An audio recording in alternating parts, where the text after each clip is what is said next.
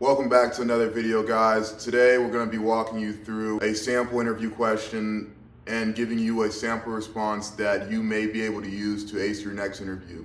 Without much ado, let's hop right into it. The question today is going to be, can you explain the difference between an IDS and an IPS? For those who don't know, an IDS is an intrusion detection system, while an IPS is an intrusion prevention system. Starting off, an intrusion detection system and an intrusion prevention system are going to both monitor network traffic primarily for malicious activity. They differ in how they react or act when they do catch malicious network activity. An IDS is going to be a more passive solution. It's going to listen to the traffic and raise alerts when it sees something suspicious. These alerts may come in the form of being telemetry through a SIM like Splunk or a third-party application.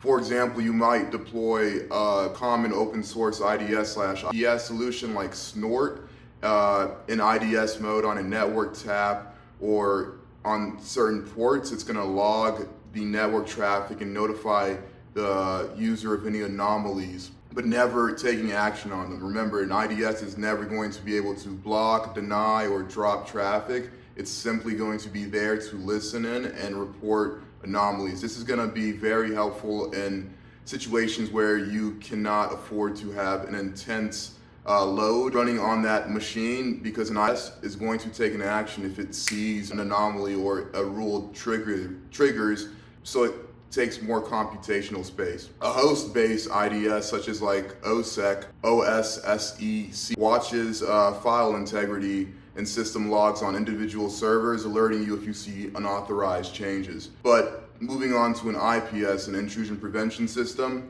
something like, again, Suricata or Snort can be ran in inline mode, or even a Cisco Firepower appliance can drop, reject, or block or reset sessions where you're going to see network log traffic where it says TCP reset. That's basically where the IPS has detected on a malicious traffic and it takes action right there, versus an IDS where it will just send the user an alert and let them determine whether to take action or not. Even cloud native offerings like AWS Network Firewall can function as an IPS to block malicious signatures.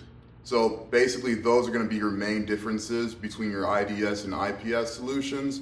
They have different use cases. You may deploy both or may deploy one or the other depending on the resources needed for that appliance. So like if you're trying to protect the server, you may actually prefer to use an IDS, as you wouldn't want the IPS to detect on something that's not malicious and take action. I mean, nothing's perfect, especially with these rules. Depending on the fidelity of those rules, you may opt for an IDS so you just get notified of the malicious activity instead of taking action and potentially blocking good network traffic.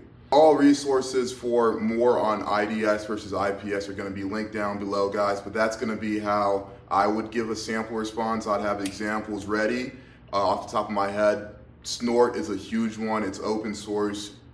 It's probably going to be the first one you use. If you've used platforms like TryHackMe, those are great ones to actually get hands-on with it, but actually just going on to the Snort documentation webpage and trying it out for yourself, running it in a lab, will teach you a lot about how the rules detect and how you can mess around with the config files. If you've actually had hands-on experience with some of these tools, you will be able to sit there and talk for like 5-10 minutes on the same features that they may use, like Suricata or Snort. Snort's something I've actually used open source. I'll link one of the projects I've done on in the link down below in the description. I appreciate you guys tuning in. Let me know down below if there's anything I've missed, or if there's anything you would add to answer this question better in an interview. Like, comment, subscribe. See you guys for the next one.